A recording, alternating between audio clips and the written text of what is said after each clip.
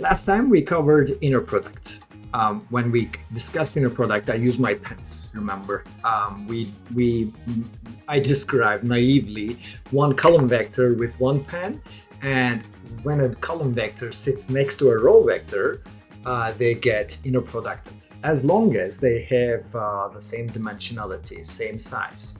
Why? Because we are iterating over each and every one of the indices of both, going one by one, remember the animation, multiplying them and summing these multiplications. And we discussed why this was the key operation that makes the GPUs very efficient, because this operation, which can be summarized into two main operations, multiplications of two scalars and adding these numbers, can be massively parallelized in tensors of the GPUs. Next, we are going to dive into matrix multiplication, which is actually the core operation in any kind of deep learning.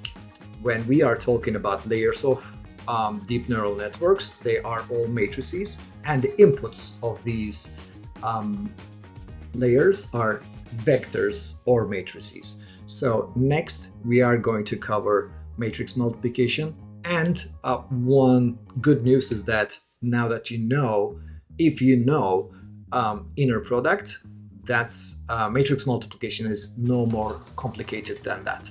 You will see in a second that a matrix multiplication is a series of inner products. That's it. So here we go.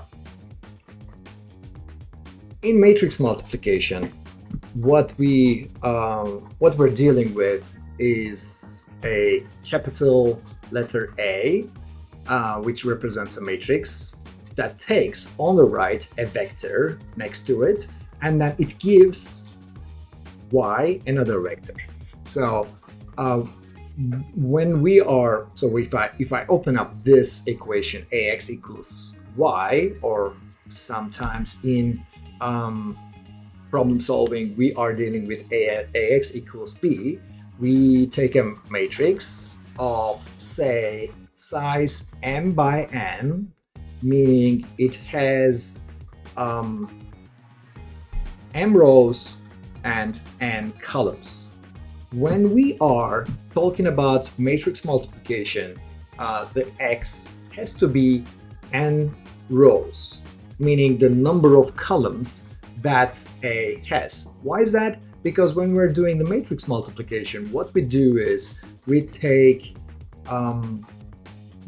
every single row of this matrix and do the inner product with the column vector x.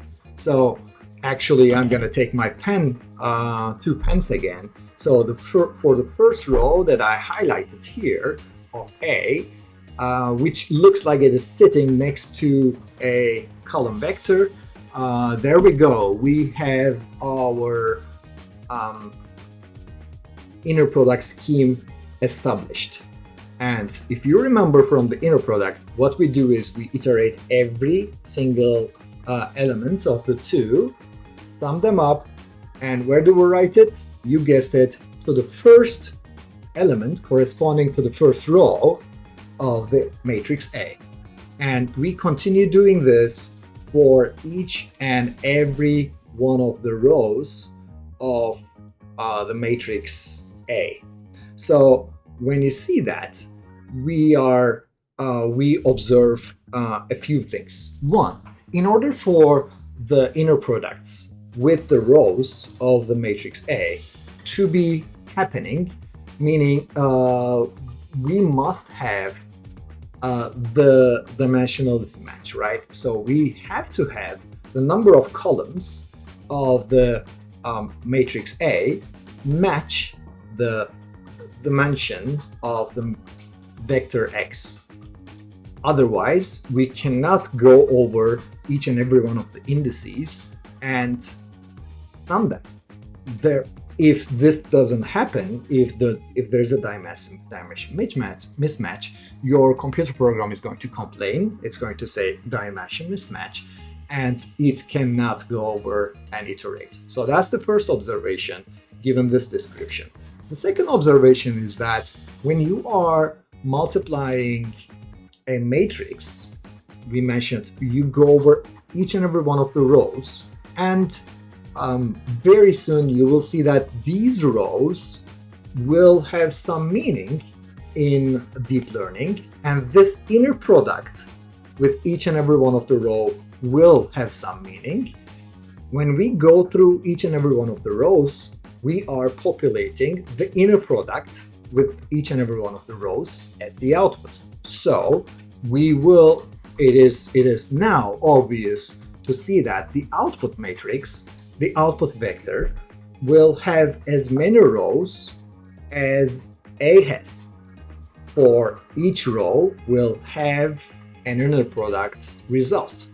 Soon I will start calling these projections after week 2 because these inner products will make a projection. But that was just a spoiler alert. It's not coming yet. So we discussed, in order for them to multiply, the inside dimensions must match, and the output is going to be m by m. So here in this animation, let me show you how an inner product with a 2 by 2 matrix and a 2 by 1 vector can be multiplied. As I mentioned, we're going to go over each and every one of the rows, and this multiplication of this inner product of the first one goes to the first, the second row goes to the second row. So that was matrix multiplication for you.